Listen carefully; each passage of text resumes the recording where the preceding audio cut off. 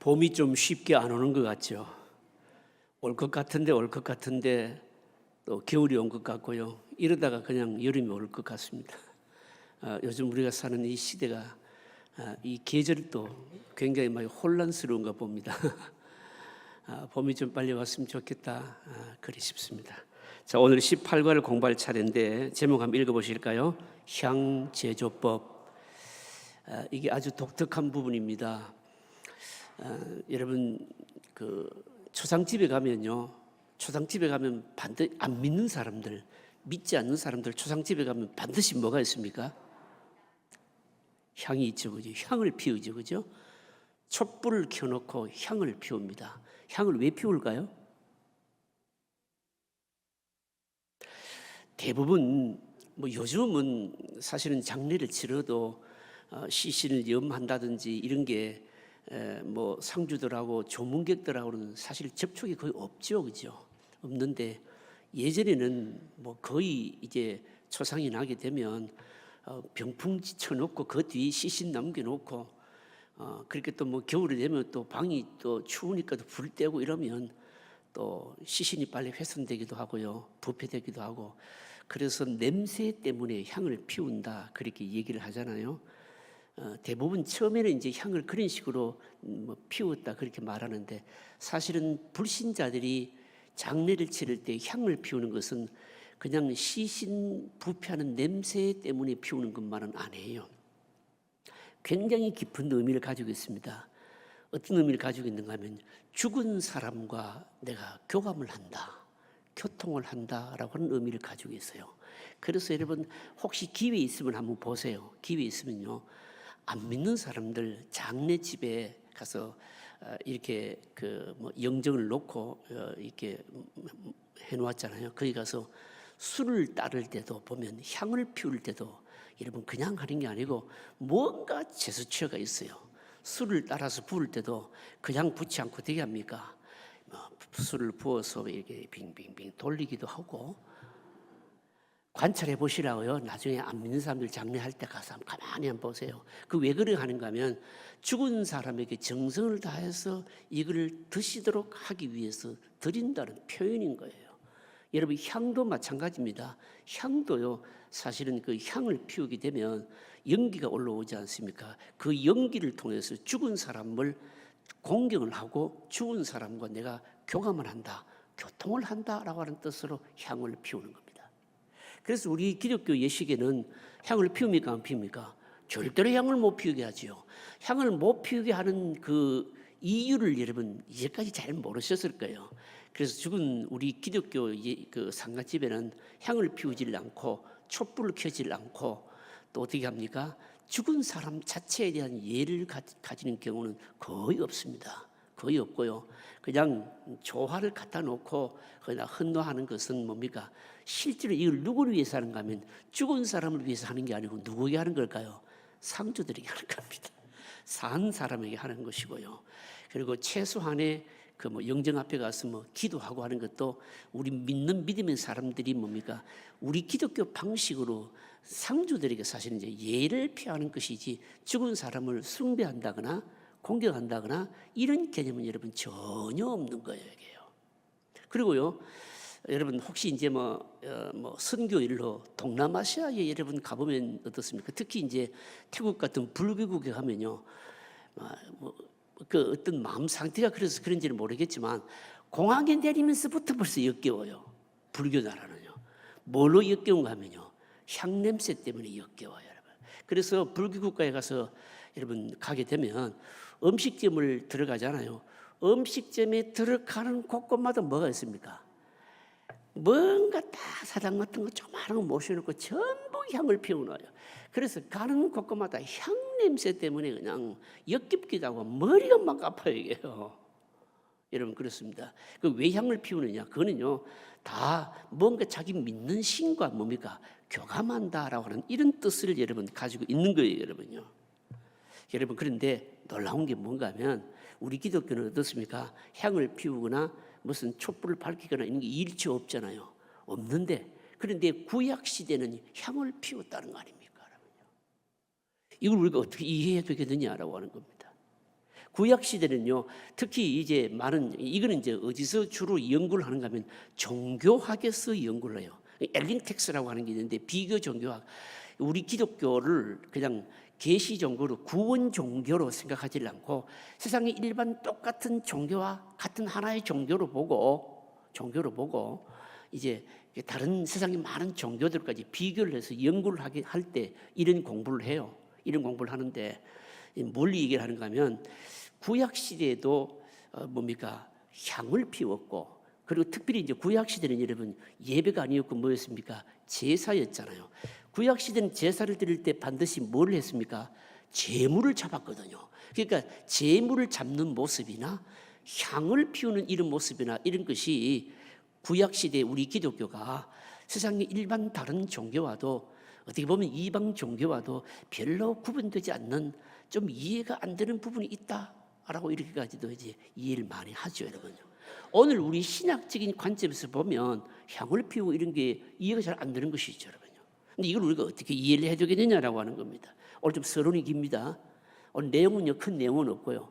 근데 여러분 이 향을 이제 피우는 것은 뭔가면 여러분 이제 우리가 이제 구약 시대에 향을 피우게 한 이것은 어떤 의미에서 보면 우리가 기독교가 다른 일반 종교와 좀 저급한 이방 종교와 별 차이가 없다 이렇게 말하는데, 여러분 그거는 여러분 우리가 어떻게 이해를 해야 되는가 하면 구약과 신약에 하나님께서 바로 계시하시는 계시의 방법이 전혀 달랐다라고 하는 것을 여러분 알아야 되는 겁니다.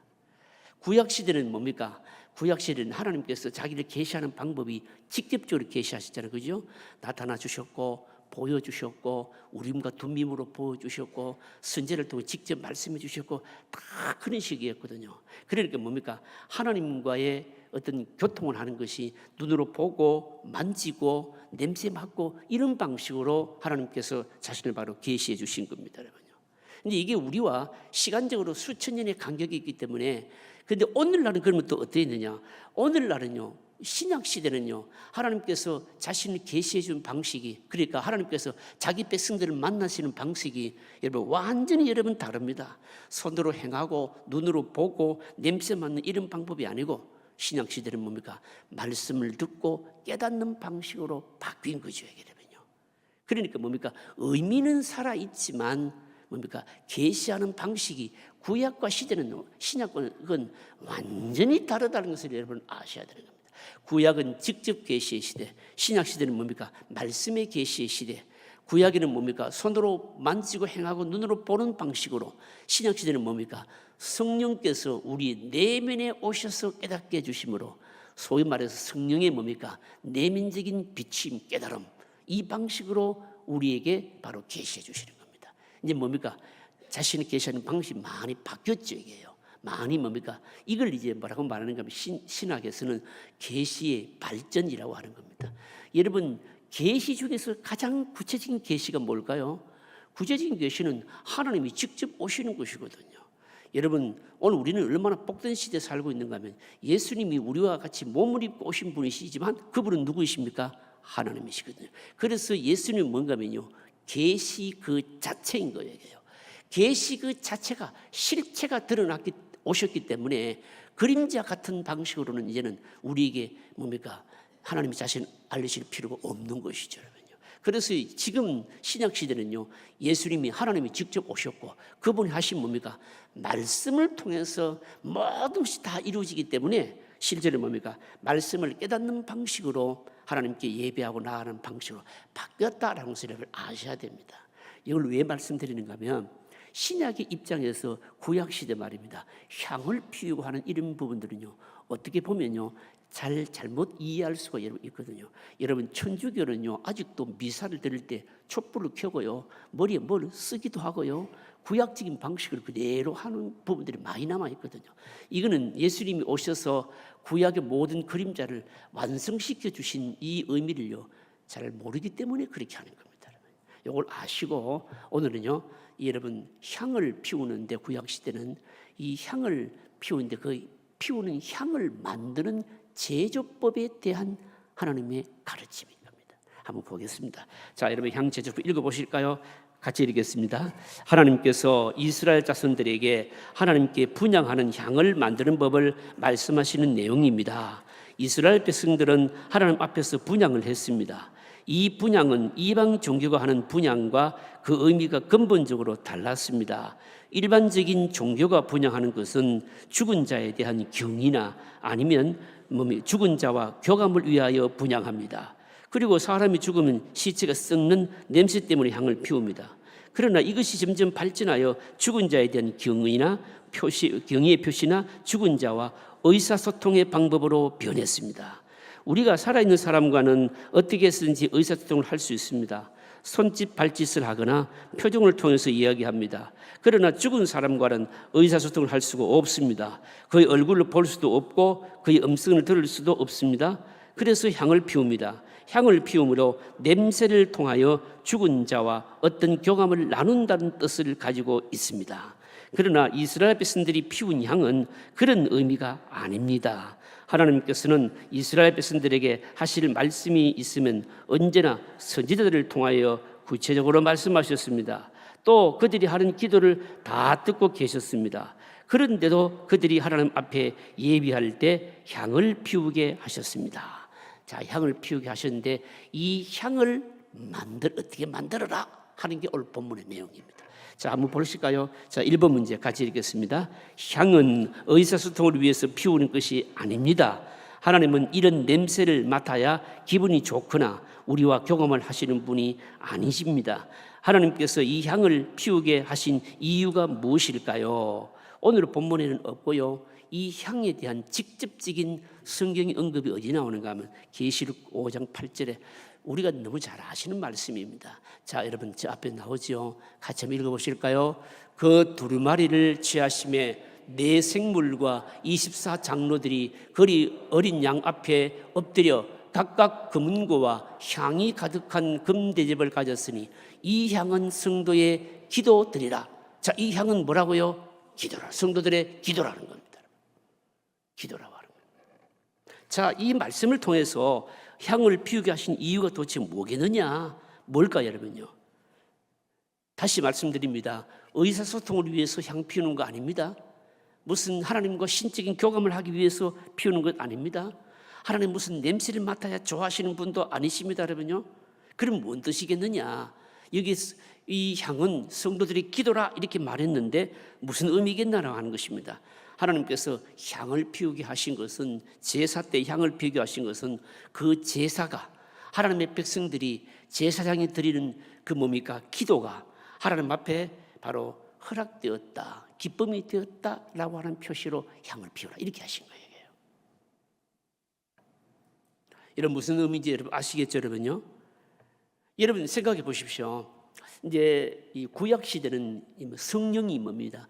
성령이 우리 안에 내주하심으로 말미암아 성령의 역사가 신약 시대보다는요 확실히 현저하게 활동이 뭡니까? 제한되어 있었거든요. 그래서 구약 시대는 성령이 특별한 일을 위해서 오셔서 역사하시고 감동 주시고 떠나시고 이래 하셨잖아요. 신약 시대는 늘 믿는 자 안에 계시면서 활동하시지만 그게 달라요, 여러분요. 그래서 구약 시대는요 특히 여러분 보십시오. 기도를 합니다. 그 기도가 응답이 됐는지 하나님 들으셨는지 봉사가 하나님 앞에 상달이 됐는지 이런 잘 알 수가 없는 거예요. 이게요. 신약 시대 같은 뭡니까? 내적인 확신을 통해서 성령을 통해서 우리에게 그런 확신을 주시거나 또 말씀을 통해서 깨닫게 하시거나 이런 게 있는데 구약 시대는 그런 부분이 상당히 제한되어 있었습니다. 기도가 제사가 하나님 앞에 연락이 되었는지 드려졌는지 이게 많이 궁금했다는 것이요. 그래서 바로 이 율법에서 말씀하신 대로 만약에 제사를 드렸다면 정말 하나님께서 정하신 방법대로 기도를 드렸다면 제사장이 기도를 드렸다면 그 모든 것이 틀림없이 하나님께서 이를 받으신다라고 하는 표시로 뭡니까? 향을 피우게 한 거예요. 그러니까 엄밀히 말하자면 이 제사 때에 향을 피우게 한 것은 뭔가면요 우리 안에 자리 잡고 있는 어떤 의심이나 어떤 불신이나 이런 것들을 뭡니까? 태우는 의미였다. 바로 이런 의미인 겁니다. 그러니까 이방에서 신과 교감하는 이런 식은 전혀 아니었다라고 하는 겁니다. 여러분 그래서 상가집 얘기를 다시 할게요. 이 상가집에 가보면 막 갈 때 딱 들어가면 골치가 아파요. 왜 머리가 아픕니까? 이 향 때문에. 근데 이 향이 여러분 냄새가 지독하거든요. 결국 연기도 나고 그 냄새를 통해서, 냄새는 사람 눈에 보이지 않잖아요. 보이질 않는데 그 냄새를 통해서 죽은 사람과 신령한 뭔가 경험이 있다는 거예요, 여러분요. 근데 여러분 그게 그렇게 하게 되면 이제 오늘 본문에도 보시면 마지막 3절 38절에 보시면 뭐라고 말씀하고 있는가 하면요, 냄새를 맡으려고 이 같은 것을 만드는 자는, 모든 자는 그 백성 중에서 뭐 한다고요? 끊어지리라. 이미 이 구약 시대도 이런 좋지 못한 방식으로, 하나님은 눈이 안 보이니까 이 냄새를 통해 가지고 뭐 하나님과 무슨 교감하고자 하는 이방인들이 가지고 있었던 이런 방식들을 하고자 하는 사람들이 많았다는 거죠. 그래서 하나님께서 이걸 아예 하지 못하도록 딱 못을 박아 놓으신 거예요. 이것을 위해서 향을 피우는 것은 아니다라고 하는 겁니다. 향을 피우는 것은 뭔가 하면, 하나님은 눈이 안 보이니까 우리가 드리는 제사나 봉사나 또 제사장들이요, 백성들을 대표해서 여러분 대표적으로 기도하지 않습니까? 이 모든 것들이 하나님께 온전하게 상달되었다고 하는 이 확신을 뭡니까? 갖게 하는, 우리 안에 의심을 몰아내는 바로 그런 의미로 향을 피우게 하셨다라고 하는 겁니다. 그러니까 향을 피우는 목적이 뭡니까? 전혀 다르다라고 하는 겁니다. 그리고 또 하나는 뭔가 하면요, 향을 피우면서 정말 율법의 말씀에 딱 정한 대로 우리가 제사를 하고 그리고 예배를 드리고 이렇게 했다면 절대로 하나님 앞에서 하나님께서 우리를 거절하지 아니하신다, 이런 의미로 뭡니까? 향을 피우게 한 겁니다. 여러분 이해되시겠죠? 왜 향을 피웠느냐? 여러분, 근데 오늘 우리 시대는 뭡니까? 성령의 교통이 있기 때문에 이런 향을 피울 필요가 여러분 없다는 거죠, 여러분요. 여러분 이해되십니까, 여러분요? 예. 그다음 문제 보십시다. 2번 문제 보십시다. 2번 같이 읽으실까요? 하나님께서 향을 어떻게 만들 것인지 그 방법을 가르쳐 주셨습니다. 특이한 것이 무엇입니까? 이렇게 묻거든요. 34절 같이 읽겠습니다. 여호와께서 모세에게 이르시되 너는 소합향과 나감향과 풍자향의 향품을 가져다가 그 향품을 유황에 섞되 각기 같은 분량으로 하고. 자, 여러분 보십시다. 어떻게 만들라고요? 소합향, 나감향, 풍자향의 향품을 가져다가 그 향품에 유황을 섞어서 각기 같은 분량으로 하고. 자, 여기서 중요한 게 뭔가 하면요, 여기 나오는 소합향, 나감향, 풍자향 이런 게 어떤 것인지 어떤 향품인지 우리하고는 여러분 문화가 다르고 접촉한 적도 없기 때문에 이게 어떤 향품인지 여러분 전혀 알 길이 없어요.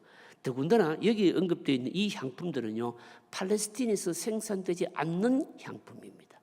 그런데 중요한 게 뭔가 하면 이게요, 어떤 것인지는 정말 알 수 없지만 굉장히 아주 값비싼 것은 분명합니다. 값비싼 것은 분명하고요, 특이한 게 특이한 게 어떻습니까? 각기 같은 같은 분량으로 하고. 이게 무슨 말씀입니까? 그러니까 이 향품들을 섞어서, 그러니까 유황에 섞어서 이게 이 향을 만드는데 이 향품들을 넣는데 똑같이 동일한 비율로 딱 섞어서 만들어라, 이렇게 말씀하고 있는 겁니다. 이게 어떤 뜻일까요, 여러분요?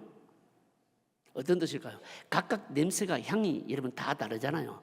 다 다른데 예를 들어서 어떤 한 향을 좀 많이 넣어가지고 이 향품을 만들게 되면 어떻게 보면 향을 피울 때 그 냄새가 좀 더 지독하게 날 수도 있겠지 않겠습니까? 하나님께서 그렇게 하지 못하게 하시고 이 향품을 넣는 양을, 그러니까 비율을 동일한 비율로 탁 넣어서 만들어라, 이렇게 하셨다고 합니다. 왜 이렇게 하셨을까요, 여러분요? 왜 이렇게 했는가 하면 어떤 특정한 냄새가 더 많이 나게 되면 여기는 좀 인위적인 냄새가 많이 날 가능성이 여러분 많잖아요. 그렇게 하지 못하도록 하셨다라고 하는 겁니다. 하신다고 하는 겁니다. 이게 여기 이제 답입니다, 여러분요. 답입니다. 그런데 중요한 것은요, 이 향품들은 팔레스타인에 나지 않는 아주 진귀한 것이었다라고 하는 겁니다. 그다음 문제 보십시다. 자, 3번 문제 볼까요? 3번 문제는 이게요, 설명이 여러분 깁니다. 설명이 긴데 이거는 특별한 답을 요구하기보다는 이 설명 속에 문제가 의미가 있어서 일부러 문제를 제가 길게 만든 거예요. 뭐와 관련해서 했는가 하면요, 지난주 우리가 수요일 날 여러분 뭐에 대해서 공부를 했습니까? 그때 한번 질문해야 또 잠도 좀 깨고 이럴 텐데, 지난주에 벌써 한 주 됐는데도 벌써 다 까먹어버렸잖아요. 지난주 뭐에 대해서 공부했습니까? 관유. 또 책을 또 찾아보셔야 된다 그죠? 관유에 대해서 공부했잖아요. 이 관유가 뭡니까? 관유의 핵심이 뭡니까? 기름이었잖아요. 그죠? 기름이었는데 성전 기구에 바르거나 하나님께서 특별히 정한 사람에게 뭡니까? 기름을 부을 때 붓는 그 기름이죠. 그게 관유였잖아요. 그 관유하고 오늘 뭡니까? 향품의 향하고 비교를 해서 문제를 내놓았거든요. 근데 여러분 지난주 우리가 공부하기로는 이 관유가 굉장히 중요하다는 것을 배웠잖아요. 왜 중요한가 하면 이 관유를 바르거나 사람에게 붓게 되면 그 사람이나 기구는 뭡니까? 더 이상 개인적인 것이 아니고 하나님의 소유가 되고 그 기구나 사람은 반드시 구원론적인 의미를 나타내는 데만 사용해야 된다. 구원론적인 의미라고 하는 게 뭔가 하면 우리를 구원하시는데 하나님의 은혜를 나타내기 위해서만 사용돼야 된다.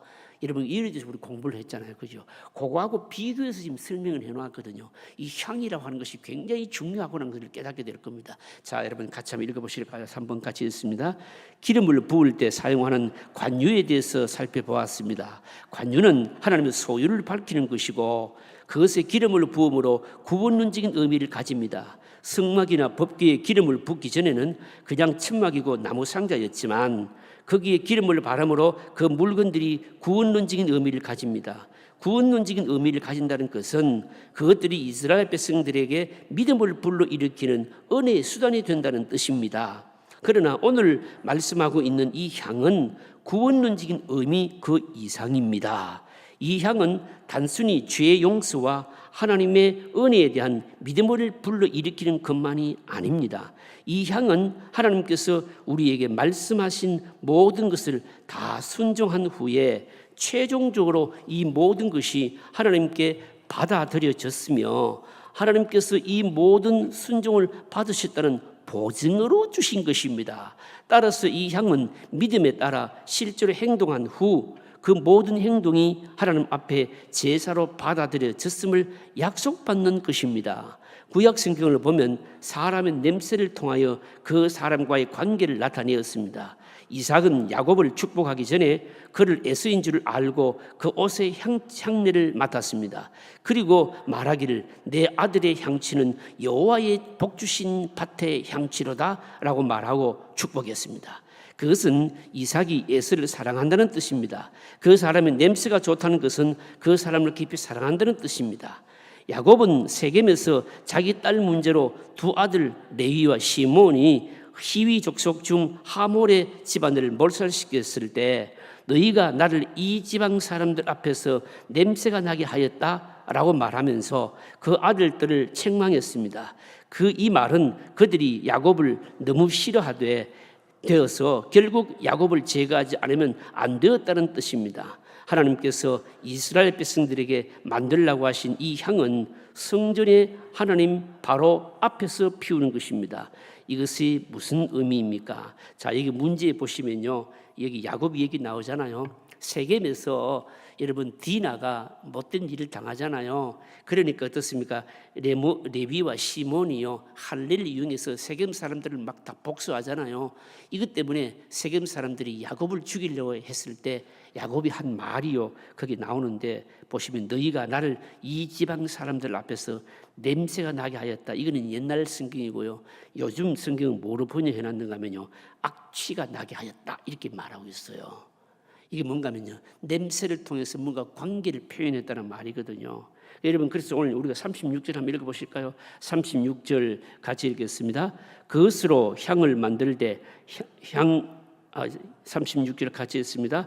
그 향 얼마를 곱게 찌어 내가 너희와 만날 회막 안 증거궤 앞에 두라. 이 향은 너희에게 지극히 거룩하니라.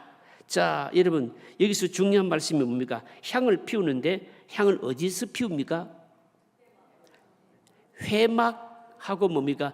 회막 안 증거궤 앞. 증거궤가 뭡니까? 법궤. 증거궤는 법궤를 말하잖아요. 법궤 바로 앞에 딱 거기서 향을 피웠다는 겁니다. 그럼 이건 뭔 의미일까요? 여러분 법궤는 뭘 의미하는 겁니까? 하나님의 임재를 나타내는 곳이잖아요. 그러니까 이 향은 바로 하나님 앞에 정면에서 딱 피웠다는 거 얘기예요.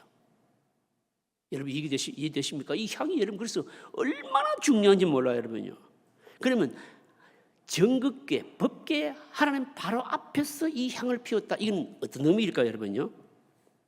어떤 의미인가면요, 이스라엘 백성들이 하나님 앞에서 얼마나 사랑스러운 존재인가 이걸 나타낸다는 것이죠, 여러분요. 그리고요, 제사를 드릴 때 뭡니까? 대제사장이나 제사장이 제사를 드릴 때, 아니면 대제사장이나 제사장이요 백성들을 대신해서 여러분 기도를 하잖아요. 기도를 할 때 여러분 이 향을 다 피웠거든요. 그럼 이 향은 어떤 의미일까요? 제사장이나 대제사장의 백성들이 드리는 모든 제사나 이 모든 기도가 하나님 앞에서 받아들여졌다. 그리고 이것이 받아들여짐으로 말미암아 하나님에게서 이제는 쫓겨나지 않는다라고 하는 것을 의미하는 뜻으로 법궤 바로 딱 앞에서 향을, 회막 안에 법궤 앞에서 딱 바로 향을 피우게 했다는 겁니다. 여러분 그렇다면 이거는 여러분 신약적으로 여러분 어떤 의미를 가지고 있을까요, 여러분요? 신약적으로 여러분 어떤 의미를 가질까요? 여러분 한번 생각 한번 해보십시오. 여러분 이게 말입니다. 우리가 제사를 드릴 때, 기도할 때 법궤 앞에서 향을 피웠다. 이게 좀 가시적이잖아요. 이스라엘 백성들에게는 어떤 효과가 있었을까요? 지금 여러분 이 출애굽기는요, 출애굽기 누가 기록했습니까? 모세가요. 모세가 기록했는데 여러분 생각해 보십시오. 모세가 이 출애굽기 말씀을 기록할 때는 이스라엘 백성들이 지금 광야 여정 중에 있었잖아요. 원래 이들은 애굽에서 몇 년 동안 노예 있었습니까? 430년 동안 노예를 있었습니다. 애굽에서 출애굽에서 나오긴 했지만 아직까지 뭡니까? 거짓 근성이 여전합니다. 죄성은 이루 말할 것도 없고 광야에서 어마어마하게 기적을 체험해도 하나님에 대한 신뢰나 믿음이 없어요. 모세로부터 끊임없이 말씀을 듣고 이동을 하고 했지만 이들의 믿음은요 연약하기 짝이 없는 겁니다. 그런 이들에게 법궤 앞에서 바로 향을 딱 피움으로 말미암아 이 향이 어떤 시각적인 효과를 가져왔겠냐 말입니다. 우리의 제사가 받아들여지는가? 우리는 하나님으로부터 외면당하지 않고 쫓겨나지 않는다 라고 하는 것을 보면 그런 의미로 이 향을 피웠기 때문에 이 향을 피우는 것은요, 달리 말하자면 이스라엘 백성들로 하여금 제사장으로 하여금 대제사장으로 하여금 자신들이 뭡니까? 하나님 앞에 은혜가 중단되지고 계속되고 있다, 죄 용서가 계속 이루어지고 있다, 하나님과 관계가 끊어지지 않았다라고 하는 것을 뭡니까? 표시하는 의미의 향이었기 때문에, 그래서 성경학자들은 이게 관유보다도 더 훨씬 중요한 의미가 있다 이렇게 생각하고 있는 거예요. 여러분 오늘날은 우리가 성령으로 예배하는 시대이기 때문에 무슨 향을 피우고 이런 건 안 하잖아요. 전부 뭘로 합니까? 내적인 확신을 통해서 하잖아요. 뭘 통해서요? 말씀이 우리에게 깨달아지고, 그리고 성령께서 우리에게 뭘 주십니까? 확신을 주시고, 그걸 통해서 우리들도 여러분 사실 좀 알잖아요. 뭘 합니까? 어떤 때는 예배할 때 보면요, 예배를 드리는데도 말입니다, 사실은 제 같은 경우에 그런 게 있어요. 여러분들도 마찬가지 아니겠나 싶습니다. 예배를 드리면서도 불구하고 기쁨은 커녕 어떻습니까? 답답하기도 하고. 여러분 기도할 때도 마찬가지잖아요. 기도가 말입니다. 기도가 잘 될 때도 있지만 어떤 때는 기도가 안 되고 잡념만 생기기도 하고 여러분 그럴 때도 여러분 있어요, 여러분요. 그럴 때 여러분 뭐가 생각납니까? 내가 드린 이 기도 하나님께서 응답해 주시겠느냐? 내가 드리는 이 예배를 통해서 하나님께서 기뻐 받으시겠냐? 이런 여러분 생각 여러분 들죠, 여러분요. 그럴 때 그렇다고 해서 우리가 향을 피우고 안 하지는 않잖아요. 그럼 어떻게 해야 됩니까? 신약 시대는요, 다시금 뭡니까? 우리 있는 모습 그대로를 하나님 앞에 아뢰는 것이죠. 말씀이 내 안에 새롭게 각성을 주시고 깨닫게 해주시고 성령을 통해서 나에게 밝게 보여주시고 알려주시고 확신 주시기를 원하고 이렇게 기도하는 것이죠, 여러분요. 근데 신약 시대는 완전히 다른 방식이라는 거죠, 여러분요. 근데 구약 시대는 가시적인 방식을 통해서 바로 이런 하나님의 이 제사를 받으심, 기도를 들으심, 이런 것들을 통해서 뭡니까? 향을 통해서 표시했다는 점에 있어서 이 향은 여러분 굉장히 중요한 의미를 가졌다는 겁니다. 여러분. 신약 시대는 여러분 다르다 이 말입니다. 그걸 말씀하고 있는 겁니다. 자, 여러분 한번 보실까요? 그 다음 문제 보겠습니다. 4번 문제 한번 보실까요? 4번 같이 읽겠습니다. 이 향의 두 번째 특징은 소금을 쳐서 성별하게 하신 것입니다. 어떤 의미입니까? 이렇게 묻거든요. 자, 35절 읽어보실까요? 자, 35절 같이 읽겠습니다. 이것으로 향을 만들되 향 만드는 법대로 만들고 그것에 소금을 쳐서 성결하게 하고. 자, 이게 이제 향 제조법에 나타나는 또 특징 중에 하나입니다. 향에 소금을 쳐서 만들어라. 여러 견해가 많이 있어요. 왜 향을 만드는데 소금을 넣으라 했느냐? 어떤 사람은요, 향은 어차피 뭡니까? 이제 태우는 것이니까 소금을 넣으면은 이 향이 좀 더 잘 나게 하기 위해서 소금을 넣도록 하셨다. 뭐 이렇게 해석하는 사람도 있어요.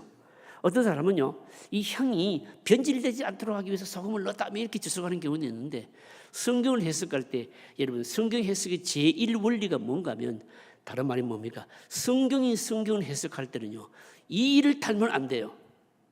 성경이 성경을 딱 해석할 때는 어떻습니까? 다른 걸 군더더기를 붙이면 안 돼요. 성경의 최고의 성경 해석자는 누구일까요? 성경입니다. 하나님이십니다, 여러분요. 그런데 예를 들어서 본문을 가지고 이해가 잘 안 되면은 다른 성경 구절을 찾아서 성경을 해석하는 것을 바로 이 내적 증거라고 그러거든요. 그러니까 다른 성경에 있는 부분을 찾아가지고 그 성경을 해석하고, 어쨌든 성경이 성경을 해석하면 더 이상 군더더기를 붙이면 안 돼요. 오늘 본문에 보시면요, 뭐라고 말씀하고 있는가 하면, 뭐라고 말씀하고 있습니까? 35절에 보시면 뭐라고 말씀합니까? 보시면 만들되 법대로 만들고 그 다음에 소금을 쳐서 뭐하고요? 성결하게 하고, 이겁니다. 왜 소금을 넣을까요? 성결하게 하기 위해서, 성별을 위해서 소금을 넣었다, 이겁니다. 여기 성별했다라고 하는 성결은 이건 무슨 말씀인가 하면, 법계 앞 지성소 또는 뭡니까? 성소에서 하나님 앞에 분향하는 것 이외에는요, 이 일 외에는 이 향을 절대로 다른 용도로 사용해서는 안 된다, 이 뜻이에요. 성별했다라고 하는 것은요, 거룩한 하는 일을 위해서만 사용해야지, 이 목적대로만 제사를 드릴 때 하나님 앞에 이 분향할 때만 사용해야 되는 것이지 다른 용도로는 절대로 쓰면 안 된다, 이 뜻이에요, 여러분요. 여러분, 그래서 오늘 여기 보시면요, 이제 보면 뭐라고 말씀하는 겁니까? 37절에 보시면 네가 여호와를 위하여 만들 향은 거룩한 것이니 너희를 위하여는 그 방법대로 만들지 말고. 여러분, 인간이요, 이게 재성이요 좀 희한해요. 뭐 좀 독특하다, 좀 뭐 신비하다, 이런 것이 조금만 있으면 뭡니까? 자꾸 다른 의미를 부여해가지고 그걸 가지고 뭡니까? 자꾸 거기에다가 다른 의미를 부여하면서 자기 욕심을 뭡니까? 자꾸 위해서 사용하려 하고, 이게 인간의 바로 죄된 모습, 죄성을 가진 인간의 여러분 아주 좋지 않는 모습이에요, 이게 여러분. 여러분, 이런 게 우리 신앙생활 때 여러분 많잖아요. 예를 들어서 이런 거 아니겠습니까? 여러분, 방언기도, 여러분 방언은요, 우리가 깊은 기도를 하기 위해서 하나님께서 주시는 좋은 은사 아닙니까, 여러분요? 깊은 기도를 할 때, 특히 말입니다, 하나님과 나와의 깊은 기도를 할 때 여러분 주시는 좋은 은사입니다. 뭐 받을 수도 있고 안 받을 수도 있는데 은사, 선물이란 말이죠.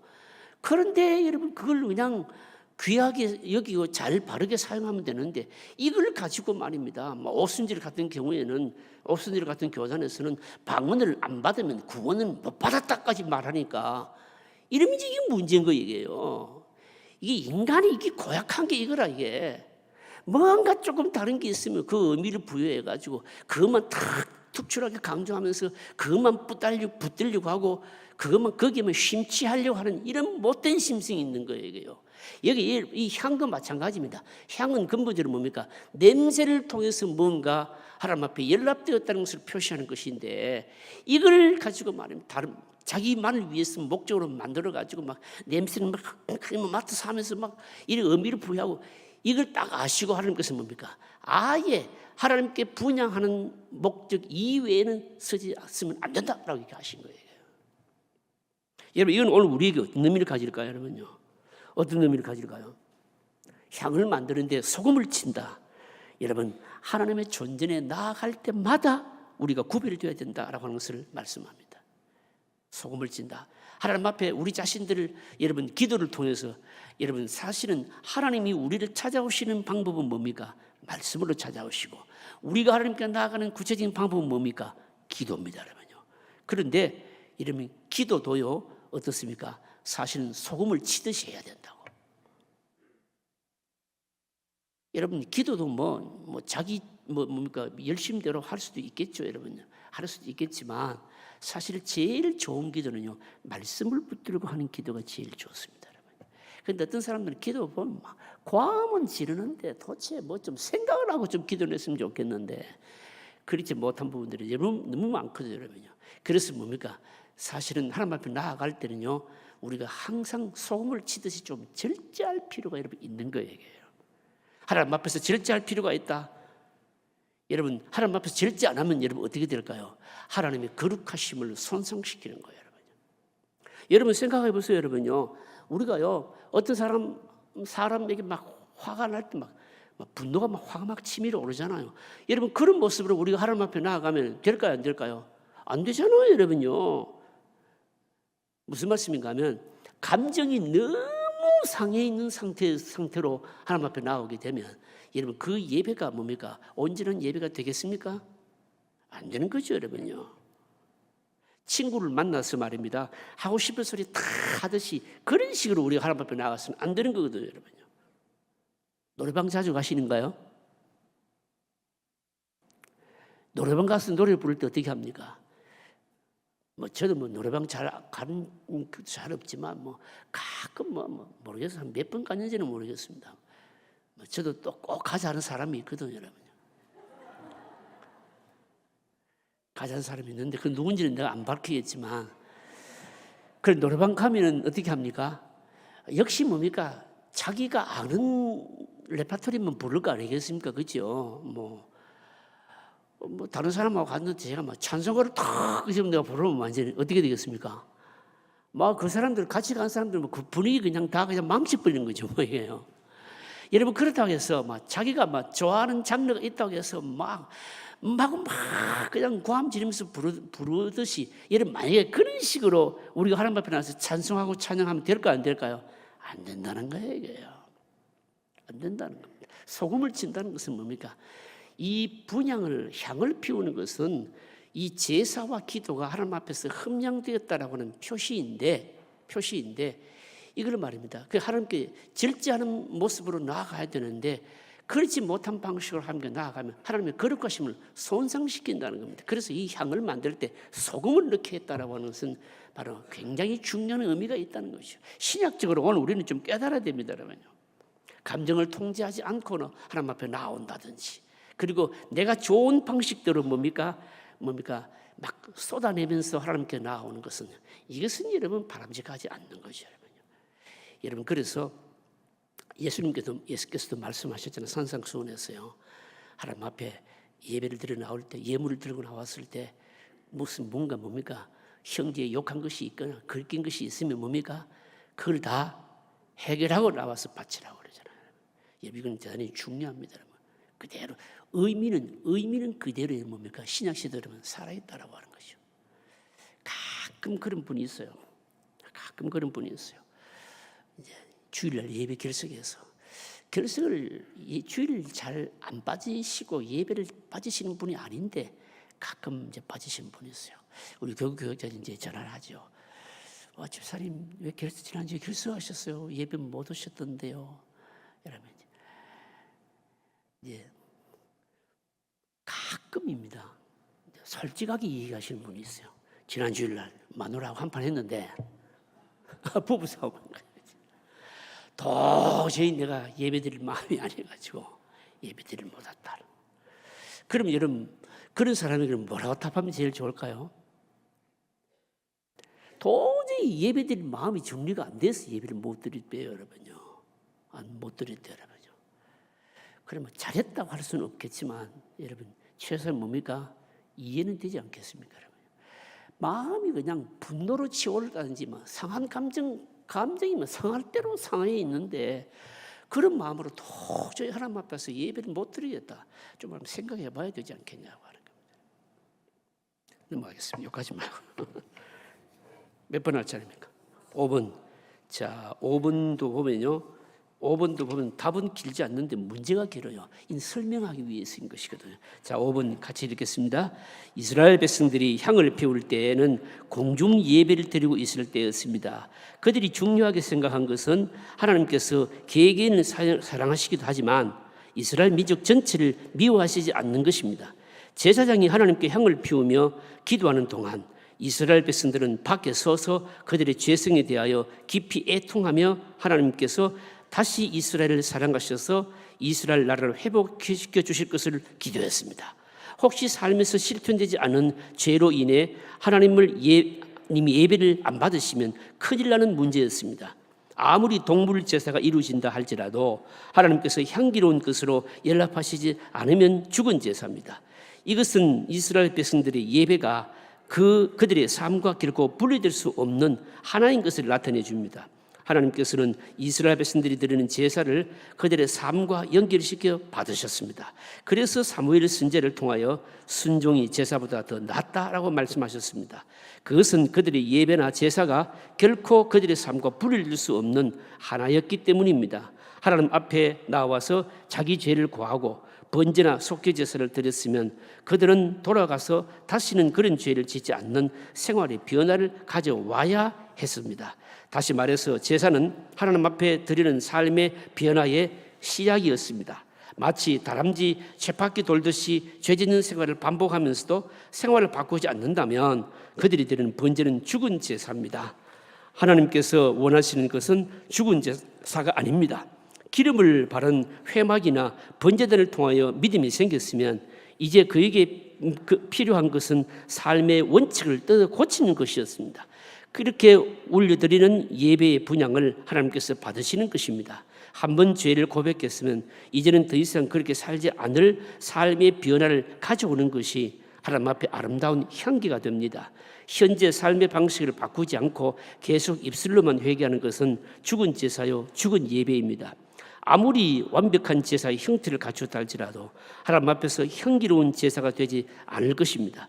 그래서 우리가 예배를 드릴 때 그 안에는 항상 결단이 포함되어야 합니다.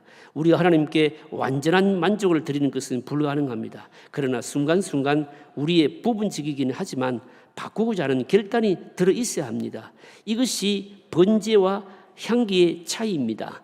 하나님께서는 마치 차의 아름다운 향기를 맡으시듯이 우리를 사랑하시고 축복하실 것입니다. 삶에 적용해 봅시다.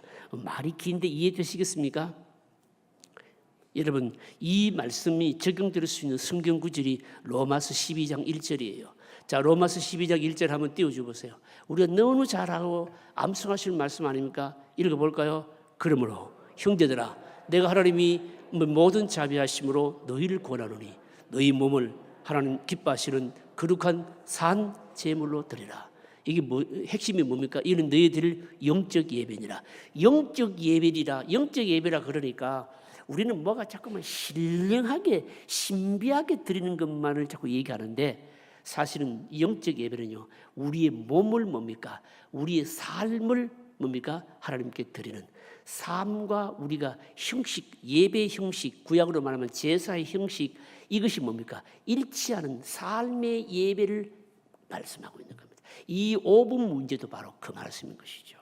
아무리 뭡니까? 제사라고 하는 이 형식이 완벽하게 형태를 갖추었다 할지라도 그들의 삶이 뭡니까? 하나님이 받으실 만한 것이 안 되면은 안에서 제사장이 아무리 분향을 하고 대제사장이 아무리 뭡니까? 동물을 잡아서 희생제사를 대신 드린다 할지라도 뭡니까? 그 제사는 하나님 받지 아니하시거든요. 그래서 구약 시대에 제사장이나 대제사장이 분향을 하고 안에서 제사를 드릴 때 이 회막 성전 밖에서는요, 백성들은 뭘 했는가 하면요, 그냥 가만히 있는 게 아니고 자신들의 삶이 하나님 기뻐하지 아니하시는 이런 사람들에 대해서는요, 다 내어놓고 했다거든, 이 말입니다.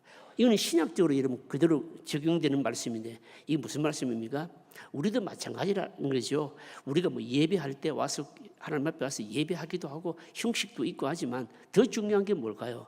여러분, 그렇게 형식으로 드리는 예배도 중요하지만 우리의 삶을 통해서 드리는 예배가 중요하다 이 말입니다. 그게 안 되면 뭡니까?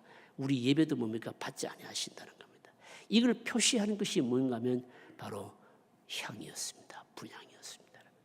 그러니까 뭡니까? 이 향은 뭡니까? 실제로 뭡니까? 삶을 통한 제사, 신약적으로 표현하자면 삶을 통한 예배를 뭡니까? 나타내는 것이었다라고 하는 거죠. 아주 중요하죠.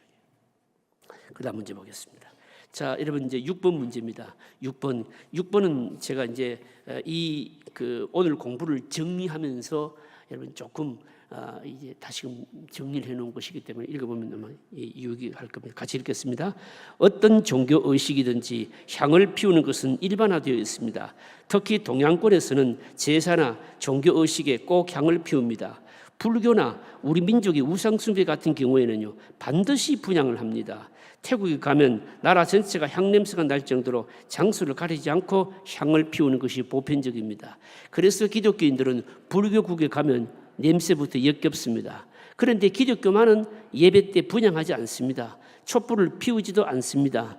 그래서 우리가 구약 성경을 읽으면서 약간 거부감을 느끼는 것 중에 하나가 구약에 분향하는 모습입니다. 짐승을 잡아 죽이는 제사 제도와 하나님께 분향하는 모습을 보면서 구약의 예배가 참으로 미개하고 원시이구나 하는 생각을 합니다. 그러나 우리는 이 구약의 제사 의식이 우리와 시간적으로 무려 4,000년 전의 일이며 그때 하나님께서 이스라엘 민족을 깨닫게 하시는 방법이 우리와 많이 다르다는 것을 기억할 필요가 있습니다. 구약 시대의 신앙은 머리로 믿는 것이 아니라 손으로 행하고 눈으로 보고 냄새로 맡는 종교였습니다. 예수 그리스도가 오심으로 하나님께서 우리에게 진리를 계시하는 방법이 근본적으로 바뀌었습니다. 손으로 행하고 눈으로 보고 냄새 맡는 방법에서 말씀을 듣고 깨닫는 방법으로 크게 바뀌었습니다. 그러나 그렇다고 해서 구약의 순수한 가르침의 의미까지 없어진 것은 아닙니다. 순수한 의미가 무엇일까요? 순수한 의미가 뭘까요? 순수한 의미는 여러분 간단합니다. 구약 시대가 아무리 율법 시대를 할지라도 눈에 보이는 방식으로 하나님께서 계시하고 또 이 제사를 받으시고 이렇게 형태를 취했다 할지라도 여전히 중요한 것은 뭔가요? 우리의 뭘까요? 중심인 겁니다. 우리의 뭘까요? 마음인 거죠, 여러분요. 마음인 겁니다. 아무리 어마어마한 재물을 갖다 바친다 할지라도 그 재물이 죽어질 때 자신의 죄성을 죽이는 마음이 있어야 되잖아요. 신약 시대는 어떻습니까? 여러분 재물은 안 죽이지만 그 재물 대신 이미 여러분 죽으신 분이 있잖아요.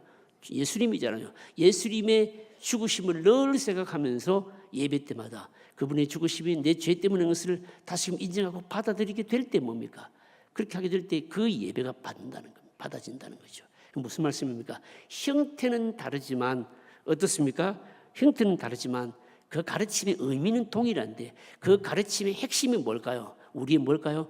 중심이라는 겁니다. 우리의 마음입니다. 그래서 여러분 구약 시대는요, 여러분 사람 눈에 보이는 할례를 행했잖아요. 오늘 우리는 여러분 몸에 할례를 행하지 않습니다. 어디에 할례를 행합니까? 마음의 할례를 행하잖아요. 중심이 뭘로 바뀌었습니까? 보이는 것에서 보이지 않는 것으로 여러분 다 바뀌었다는 겁니다. 자, 여러분 결론적인 정의 읽어보실까요? 결론적인 정의 읽겠습니다. 향은 의사소통을 위해 피우는 것이 아닙니다. 하나님은 이런 냄새를 맡아서 기분이 좋거나 우리와 교감을 나누시는 분이 아니십니다. 하나님께서 이 향을 피우게 하신 것은 이스라엘 백성들이 예배나 기도가 하나님께 기쁨이 되고 하나님께서 그것을 받으신다는 표시로 허락하신 것입니다. 우리는 하나님을 볼 수 없습니다. 하나님께서 우리의 기도를 들으셨는지 또 우리 봉사를 받으셨는지 알 수 없습니다. 궁금합니다. 그러나 율법에서 말씀하신 대로 하나님을 섬겼다면 그들의 기도나 섬김을 하나님이 틀림없이 받으신다는 약속으로 그 향을 피우게 하셨습니다. 그러므로 이 향은 우리 안에 자리 잡고 있는 의심과 불신을 태우는 향이며 우리의 모습이 아무리 하나님 앞에서 부족하고 추악하다 하더라도 하나님의 말씀에 따라 나왔다면 결코 거절당하지 않을 것이라는 확신의 향입니다. 자, 여러분 이 확신의 향이요, 오늘 우리에게는 뭘로 전달되는가 하면 성령으로 전달된다는 것을 기억하시기를 바랍니다. 기도하겠습니다. 오늘 주신 말씀을 생각하면서 여러분 기도하십시다. 구약시대는 이 향을 피움으로 제사가, 기도가, 봉사가 응답되었다라고 하는 표시 확신이었거든요. 오늘날은 뭘까요? 우리가 예배할 때 성령께서 우리에게 감동을 주심으로, 확신 주심으로 확증되잖아요. 하나님 언제나 성령의 놀라운 역사와 성령의 놀라운 감동이 늘 나에게 살아있게 하여 주옵소서. 기도하겠습니다.